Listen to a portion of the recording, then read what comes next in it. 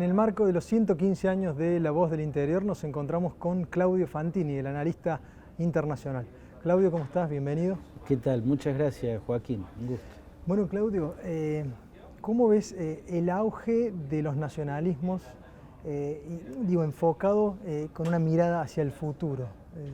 Bueno, me genera un gran interrogante saber si en las próximas décadas se va a sostener, se va a vigorizar o va a decrecer un fenómeno de estas últimas décadas, que fue el auge de los nacionalismos. Yo suelo definir esta etapa de la historia con el concepto desglobalización, partiendo de considerar que la globalización es un proceso inexorable, no tiene vuelta atrás. Considero también que, como todo proceso histórico, tiene momentos de aceleración, pero puede tener momentos de desaceleración, incluso de detente. En los procesos históricos, las desaceleraciones y las detentes son situaciones bruscas. Casi por un movimiento inercial, las sociedades se ven sacudidas y en esos sacudones todo se desacomoda. Creo que esta etapa de la historia es una etapa de desglobalización, no porque vaya a interrumpirse definitivamente el proceso hacia la aldea global, ni se vaya a retroceder definitivamente hacia la etapa de los nacionalismos, pero sí porque se está en una coyuntura en la cual una mezcla de incertidumbre y de miedo en el ser humano contemporáneo, tanto en las sociedades desarrolladas como en las no desarrolladas, tanto en las sociedades democráticas como en las autoritarias, hay una percepción con miedo y con incertidumbre respecto al futuro, y eso hace que el hombre trate de recluirse en el pasado, ¿no? Entonces produce, a través de las urnas, donde son sistemas democráticos, o de otros modos donde no lo son, estos procesos de freno y de detente, con la ilusión de que se puede retroceder a etapas más predecibles de la vida de las personas, ¿no? Mi pregunta hacia el futuro, hacia las próximas décadas, es si va a seguir fortaleciéndose el nacionalismo o si va a empezar como fenómeno a decrecer y a retomarse nuevamente el proceso de globalización. Sí. Bueno, y hablaste del miedo, obviamente del nacionalismo. Digo, ¿cómo ves en ese marco la inmigración? Digamos, el fenómeno inmigratorio, ¿va a seguir siendo un gran problema para Europa, por ejemplo, o para el mismo Estados Unidos? ¿Crees que hay alguna posible solución a la vista? Creo que lo va a seguir siendo, Joaquín, en la medida en que no aparezcan nuevas sociedades que estén más ordenadas. Yo creo que el fenómeno inmigratorio no solo tiene que ver con la fuga o el intento de fuga desde la pobreza a la prosperidad, tiene que ver con una necesidad del orden, para lo cual se huye del caos. Las sociedades que producen grandes corrientes migratorias son aquellas que se han convertido en agujeros negros geopolíticos, ¿no? Que han perdido toda categoría de orden, o sea, se han convertido en un caos. La pobreza es un rasgo inherente al caos, pero caos y pobreza es lo que produce el fenómeno de migración, esos éxodos que lo que buscan no es solo poder sobrevivir en sociedades más opulentas, más desarrolladas. Yo creo que también buscan escapar del caos yendo hacia lo que perciben como un orden, ¿no? Como una sociedad donde hay previsibilidades que en sus lugares de origen se han perdido hace tiempo, o por guerras o por anarquías provocadas por los malos gobiernos y las pésimas dirigencias. Hablar de futuro es imposible no hacerlo, digo, sin hablar de robotización, de automatización, de economía de las plataformas. Digo, ¿cómo ves esa cuestión? ¿Crees que se va a seguir acentuando o, digamos, en países emergentes todavía queda muchísimo camino? Yo personalmente creo, Joaquín, que los países emergentes son los más expuestos, a los que más dramáticamente van a vivir la incorporación de la robotización y sobre todo la inteligencia artificial, que es un fenómeno que ya está siendo, pero cuya proyección dentro de la sociedad es casi totalizadora, ¿no? Las mentes más lúcidas que están pensando este tema y que lo están estudiando, lo que ven es un avance totalizador.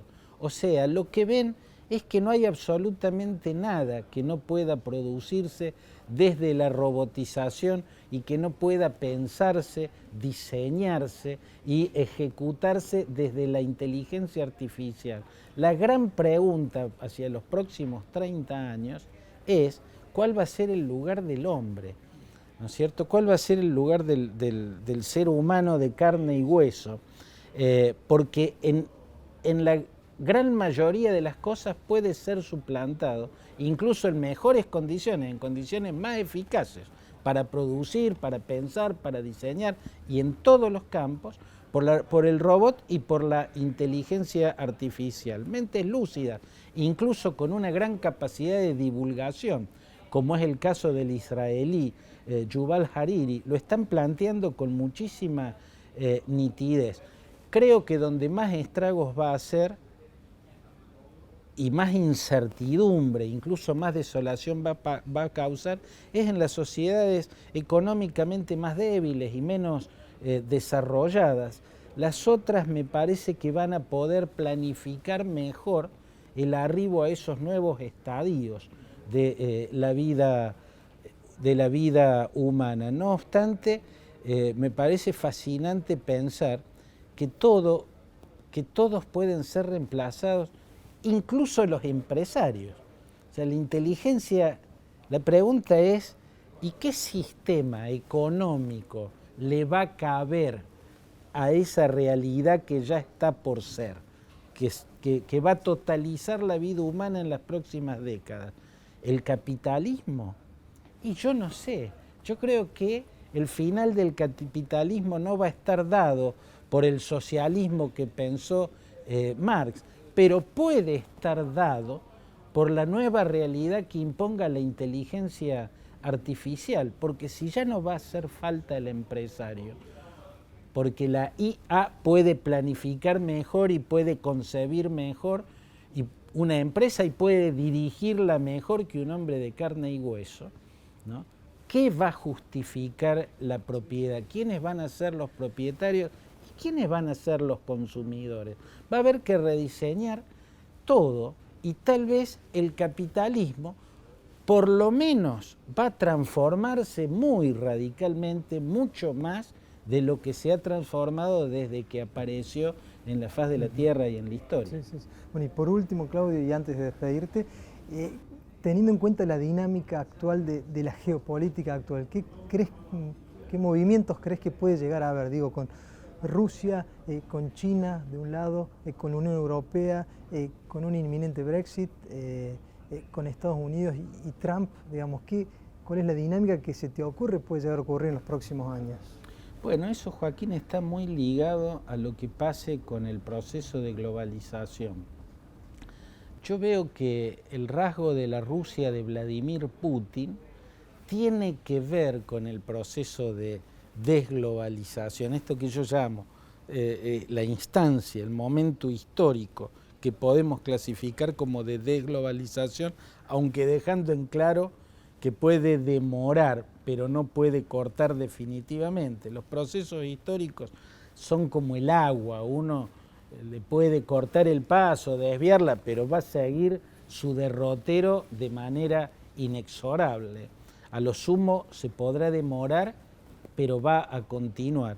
El tipo de liderazgo de Vladimir Putin que le ha devuelto a Rusia un lugar en el mundo, que le ha devuelto al pueblo ruso en gran medida un orgullo que había quedado sepultado en los escombros de la Unión Soviética, aunque también ha generado disconformidad en sectores significativos de la sociedad que aspiran a no tener un nuevo zar, ¿no? A no tener formas diferentes, pero de lo que en definitiva se parece a la sociedad del KGB y del hombre controlado, del hombre vigilado. Como fuere, Vladimir Putin es un típico líder nacionalista, si se quiere, un gran líder nacionalista, ¿no? Un tipo comparable a los grandes líderes nacionalistas que ha tenido Rusia, pero tiene que ver con esa etapa de la historia. China, en cambio, está lanzada a la competencia por el liderazgo hegemónico de la economía mundial. Rusia no. Rusia solo busca lo que la vieja geopolítica rusa ha planteado desde siempre, de los tiempos de Pedro el Grande y de Catalina y del príncipe Potemkin, ser un imperio regional, ser un imperio en una parte del planeta, no un imperio global. Por el liderazgo hegemónico global, los que van a competir y ya están compitiendo son China y Rusia, en todo caso Europa y otros poderosos países ultramodernos como Japón, por ejemplo, Corea del Sur y otras potencias emergentes muy fuertes, la mismísima India, pero con Estados Unidos y China a la cabeza, el final está por verse. Estados Unidos tiene un proceso involutorio, o sea, típicamente de desglobalización con el ascenso de Donald Trump.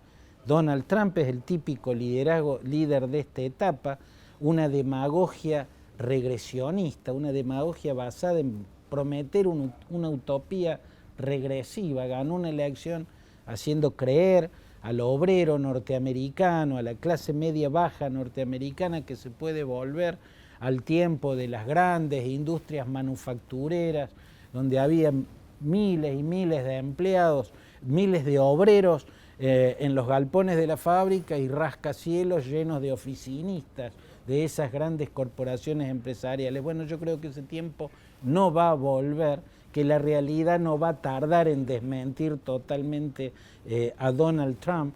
En todo caso, me parece más incógnita Estados Unidos con esta marcha atrás de Donald Trump y con el ascenso de figuras que de repente ponen la palabra socialismo en la mesa, como Bernie Sanders, como Ocasio-Cortez, ¿no? En el Partido Demócrata, posiciones radicalizadas. Por supuesto que cuando hablan de socialismo, hablan de socialdemocracia, el modelo escandinavo de socialismo, que es un capitalismo equitativo, equilibrado, con un Estado grande pero absolutamente racional, ¿no? Que nada tiene que ver con el populismo. En todo caso, otra de las grandes preguntas hacia el futuro es cómo se va a dirimir esta pulseada incluso en las potencias, entre las posiciones radicalizadas que consideran que todo lo que no es ortodoxia libre mercadista es populismo o socialismo. Usan la palabra Trump usa la palabra socialismo para definir, no sé, el gobierno de Macron en Francia, ¿no? No lo considera un capitalismo, no, lo considera un socialismo, lo cual a mí me parece descabellado.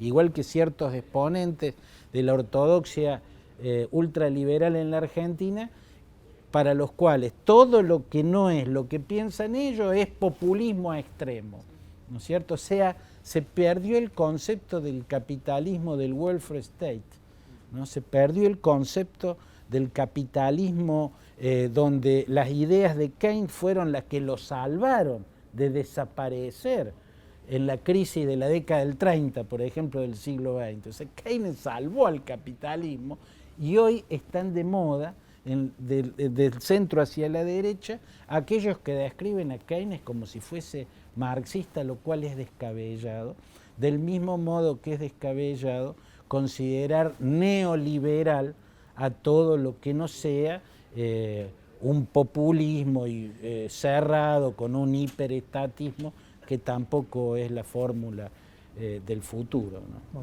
Bueno, muchas gracias, Claudio, por participar. Gracias a vos.